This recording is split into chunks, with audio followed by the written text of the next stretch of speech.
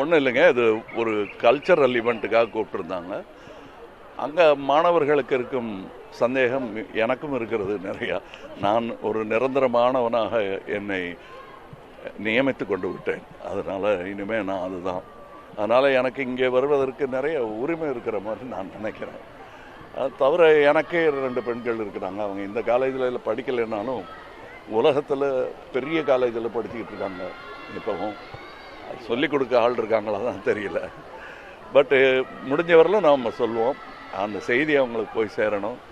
இது cultural meeting, election meeting இல்லை.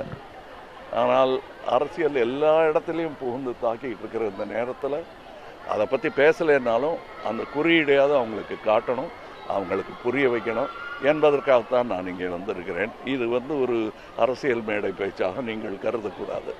நன்றி. நேற்று விஜய் பேசும் பொழுது வேறு ஒருவர் தொடங்கிய அந்த கட்சியில இன்னைக்கு பயணிச்சுட்டு இருக்காங்க, என்னை போல தனியா ஒரு கட்சியை தொடங்கி 1% வாக்குகளாவது வாங்க முடியுமா அப்படின்ற ஒரு சவாலை முன் வச்சிருக்காங்க. அதுக்கு இவங்க பதில் சொல்லுவாங்க, அது வேற இடத்துல வச்சு சொல்லலாம். கல்லூரி மாணவர்கள்லாம் சரியான அரசியல் புரிதலோடு இருக்காங்களா இல்லை, இப்போ இருக்காங்களா இல்லையாங்கிறத நம்ம கேள்வியே கேட்டுட்டு இல்லை. ஆமாம், இல்லைன்னு நினச்சிக்கிட்டே நம்ம சொல்கிறது தான் பெட்ரு. ஏன்னா இந்த ஓட்டுரிமைங்கிறத அவங்களுக்கு ஞாபகப்படுத்தணும். ஏன்னா அவங்க வயசுக்கு இறங்கி வந்துடுச்சு அந்த உரிமை. அதை அவங்க குரலாக எந்த கட்சிக்கு வேணால் போடுங்க, நான் போட்டுருங்க.